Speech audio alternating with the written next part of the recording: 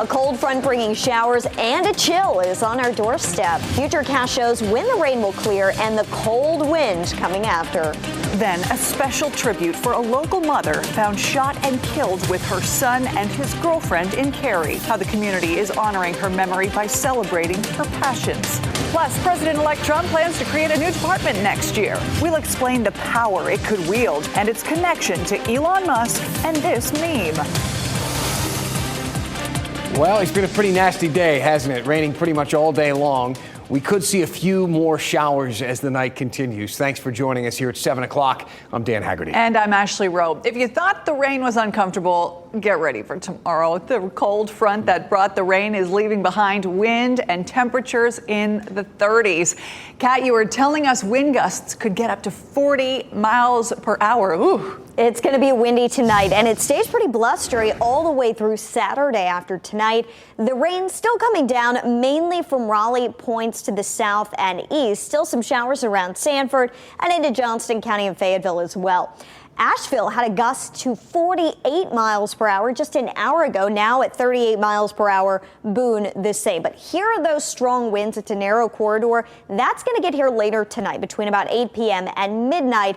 And it's with that band of wind that we could see our final chance for rain. That would move through Wake County probably around 9 o'clock tonight, our eastern counties by 10 o'clock. And we should begin to dry out after that, but we'll stay pretty blustery well into tonight. So the wind chill is going to be tanking. We're going to feel more like the 40s by 10 o'clock tonight. And as you wake up tomorrow morning, most of us aren't going to see temperatures in the 30s yet, but the wind chill will be in the 30s. Tomorrow night into Friday morning, that's when most of us are going to be in the 30s. And because of that, we are under a freeze watch. I'll detail the town-by-town lows coming up. All right, Kat, this is Brian Schrader in the WRAL Live Center, and we've been tracking those showers all afternoon long. It's not been very heavy rain, but we certainly have seen some wet roads and some crashes. This is a live look at the southbound side of the Durham Freeway. This is 885 from Cornwallis Road. Pretty serious crash, it looks like, that has blocked all but one right lane there at the I-40 split. We're going to get some more details about that. Seeing some heavy delays in both directions of the Durham Freeway because of that crash. Another crash that we are watching is on the west side of Raleigh. This is the second crash at this location this afternoon on 40 eastbound at the Carytown Boulevard interchange. All the activity is over here on the right shoulder. Thankfully, traffic volume is light enough right now that we're not seeing any big delays. But with these wet roads, if you're going to be out, you do need to be careful. All right, Brian, thank you. Tonight, friends will gather to honor the life of this woman, Erica Holton. She was one of 3 people found killed in a shooting in Cary this week. Her son, Xavier, and his girlfriend, Amina Guy, were the 2 others who died.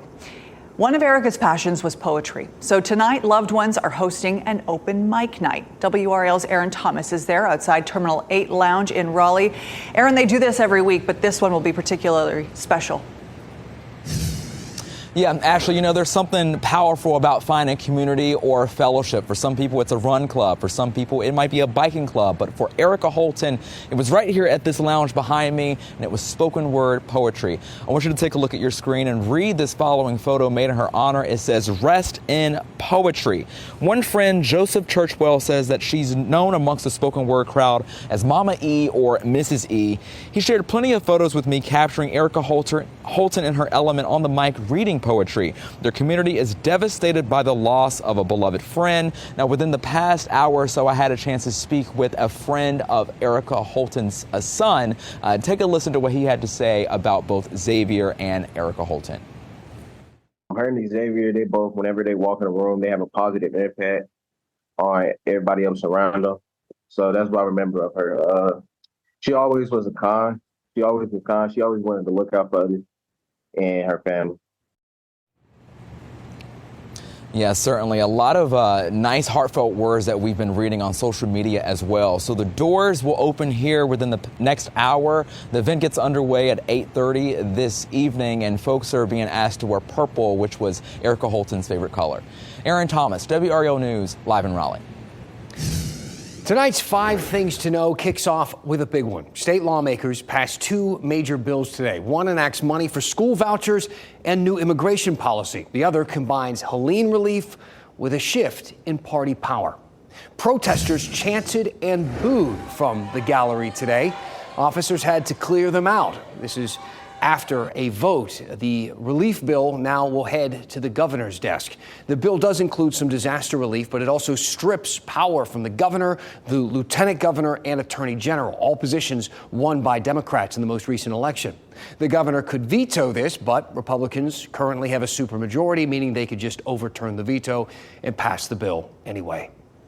A man is dead, his girlfriend in custody, after police say she stabbed him early this morning. This was the scene at Athletic Lane in Morrisville. 32-year-old Zachary Epps died at the hospital. 22-year-old Destiny Bogus is now charged with his murder. Raleigh's Christmas parade is this weekend, and today we learned the city is requiring participants to sign a waiver. It removes responsibility should anything bad happen during the parade. You know, something bad did happen 2 years ago when 11-year-old Haley Brooks was hit and killed. Her family sued the city. Their attorney feels the waiver is misguided, saying the focus should be on safety instead. UNC Chapel Hill will share a little over $20 million with its student athletes next year. Universities nationwide are doing this now because of new NCAA rules. UNC's athletics director says to pay for this, fans could see more corporate sponsorships, ticket fees, and cost cutting. Nothing quite official yet. Today, Cartner's Christmas Tree Farm in Avery County cut down this 19-foot Fraser fir for the White House. Cartner's was among many Christmas tree farms damaged by Hurricane Helene. They lost thousands of trees in the storm, but other farms lost many more. Today's event raised some money to help those farmers and other victims of Helene. Among those places hit hard by the storm were local breweries. Asheville is home of dozens of them. These are just a handful here. Pretty much every brewery was hit by the storm one way or another. If you think about it, the city only got clean water going again this week. It took so much time. And as WRAL's Chelsea Donovan reports, this is just the first step now in getting things back to normal. Asheville is home to more than 75 breweries. More breweries are in this area per capita than any other city in the United States. But how do you brew beer without fresh drinking water, or if your brewery was destroyed? This is probably the first time that I've done the walkthrough that I haven't cried. This is Wedge Brewing in the River Arts District of Asheville, or what's left. Glasses no longer filled with beer, but mud. Safe to say where we're standing right now, Lucius, we would be completely underwater and beyond. We're at least at the bottom of 22 feet of water. A thriving brewery started in 2008, now just a shell. Their tanks to brew their beer surrounded by rubble. And to feel like you're going into your busiest season of the year and you're very well prepared for that, and then it's completely gone the next day. Their loss is significant. The facility that we lost had been generating about 65% of our revenue and about 50 to 60% of our production. In October, their busiest season due to tourism, usually generates $130,000. This October, they made $9,000. Down the road at a larger brewery, Burial, which also has a tap room in Raleigh, they're back to producing more than 200 types of beer. Remarkably, our brewery spaces, tap rooms, were mostly unhit. But you can't brew beer and distribute it across the Southeast with unsafe water. They had that for more than 50 days. It takes about 6,000 gallons of water to make a batch of beer. So they had to bring it in. For us, it was about $1,000 a day. Asheville's craft beer scene generates $935 million each year into the economy. So for these brewers and dozens of others, they hope you'll continue to support their craft and their livelihood. Chelsea Donovan, WRAL News, Asheville. Boy, and that's just a piece of it. Hundreds of the people who worked at those breweries are out of a job, and many of the brewers are trying to get grant funds to start their businesses back up again. It's incredible. President-elect Trump is already making a lot of moves before taking the oath of office, and one of them includes establishing a Department of Government Efficiency with Elon Musk at the helm. What exactly will this department do? How much power will it have? And why does a meme from 10 years ago seem to be its mascot? We've got answers in about 2 minutes.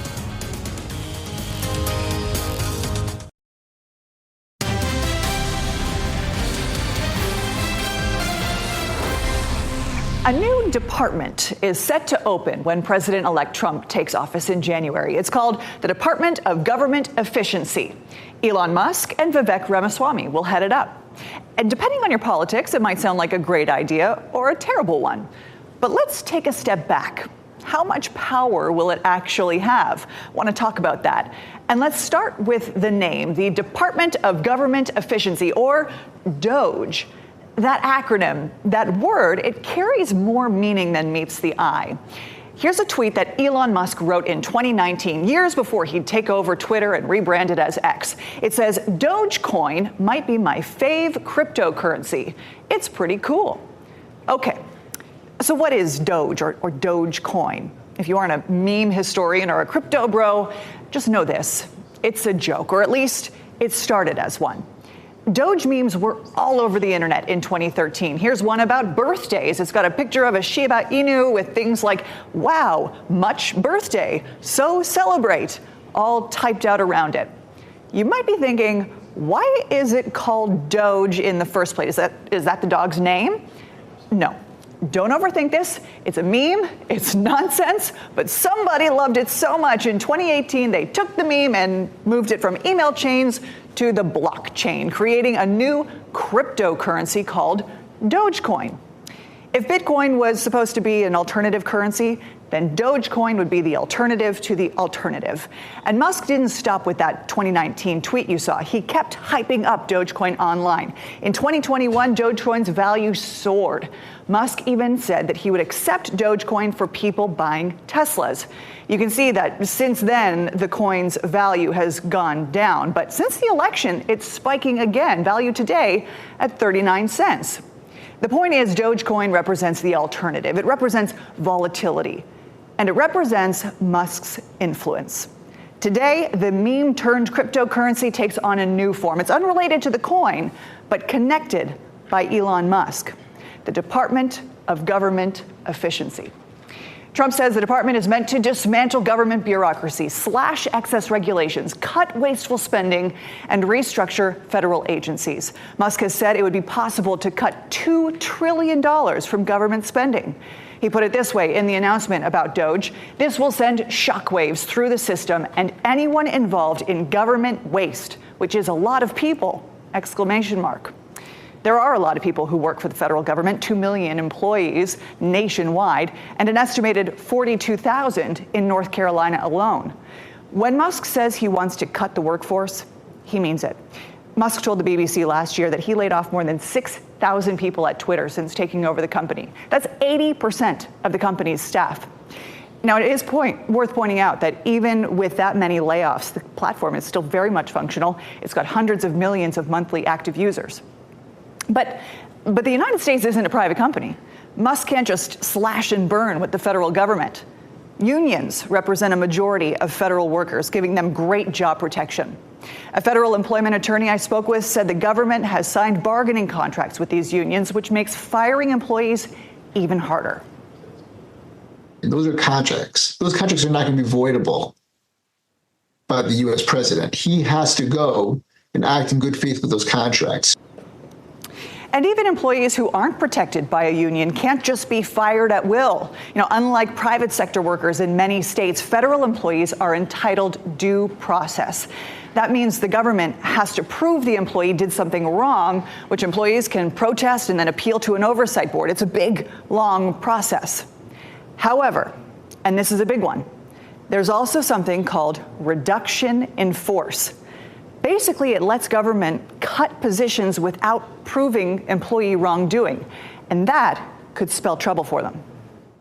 The reduction in force is definitely a real, very real concern. People have the right to be scared. They really do.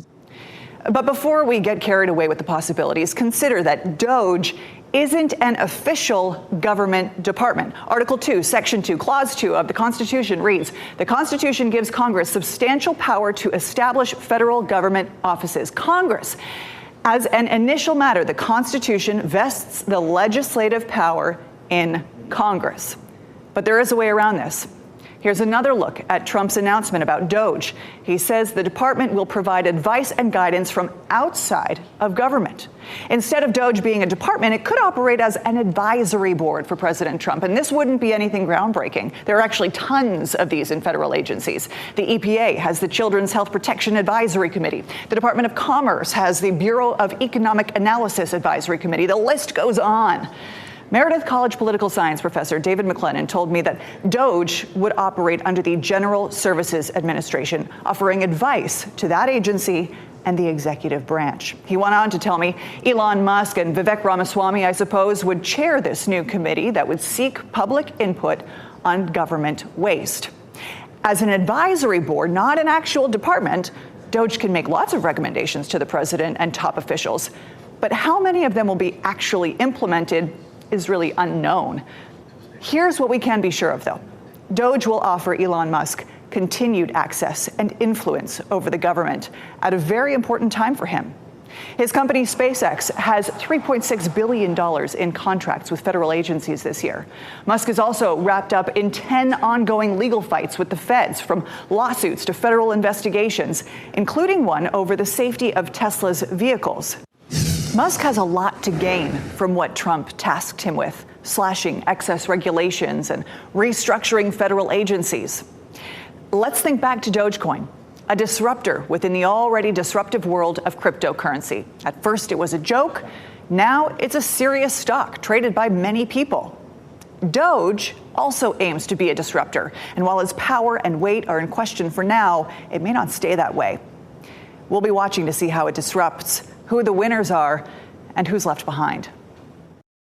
Ashley, honestly, I had so many questions about that were just answered, but it is kind of a wait and see.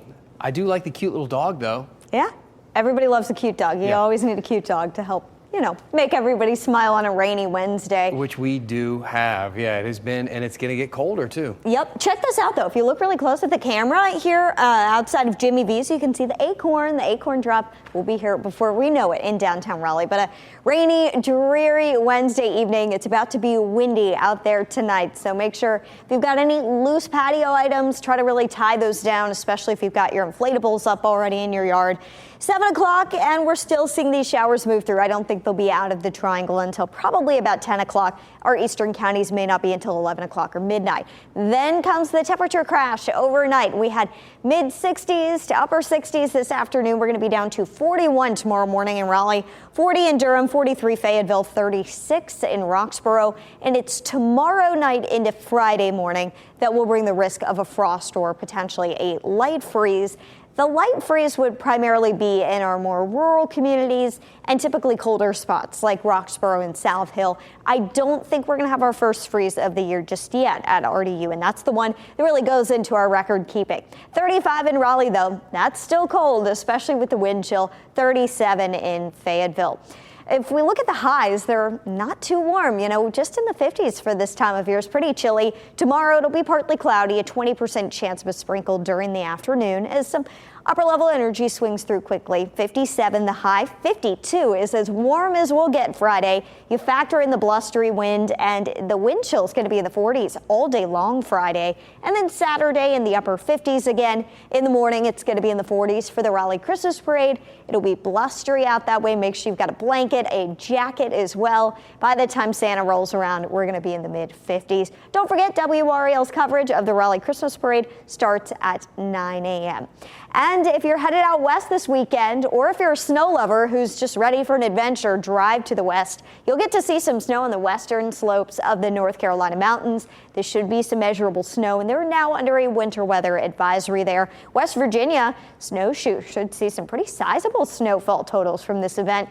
The snow will be limited to the North Carolina mountains. In the Pacific Northwest, they have had a very powerful system moving through a cyclone with also all this moisture just continuously being fed in to the area. So we're going to have to keep an eye on the northwest and that system where it heads in the long term. For now, we're focused in on the fronts moving across our area. So check out these numbers in the days ahead. We've got a lot more of the chill where this comes from. It's going to be windy and chilly. So just keep in mind, you want to lower those numbers in your mind a couple degrees because of the wind chill. Once we get to the end of the weekend, though, we do begin to warm back up. We've got some 60s and eventually 70s in the forecast early next week. The ups and downs. Thank you, Kat. Hey, don't go anywhere. Tonight's One Last Thing is right after the break.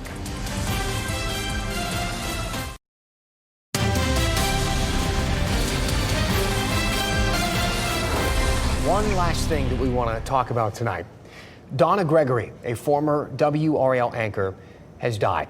She died yesterday after a battle with stage 4 lung cancer. Over the last 5 years, she was an anchor at WWAY in Wilmington. But from 1988 to 1996, she was right here anchoring at WRAL. Maybe you remember her. She often traveled with the sports team for the Final Four, and the team had a lot of fun in those days. They had a running joke where they'd show a mascot, claiming it was Donna Gregory hanging out at the game. Every now and then, she was actually at the game, sitting in the stands. Gregory often worked with former WRAL news photographer Jay Jennings, who today wrote about her. Donna was a tornado of fun and laughter wherever she went. Gregory was diagnosed with cancer in April of this year. She documented her treatment online, and today her children posted on her Facebook page saying her final weeks spent with us by her bedside were filled with the same love and strength she shared her whole life. They are still working on arrangements, and WWAY is working on a larger tribute to her legacy.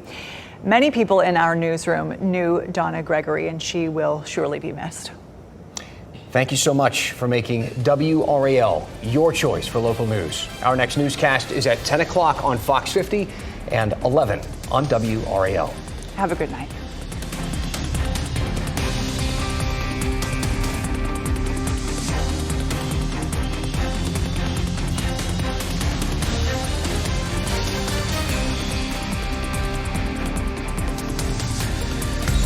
Keep watching WRAL News over the air Channel 34 and Spectrum Channel 1257.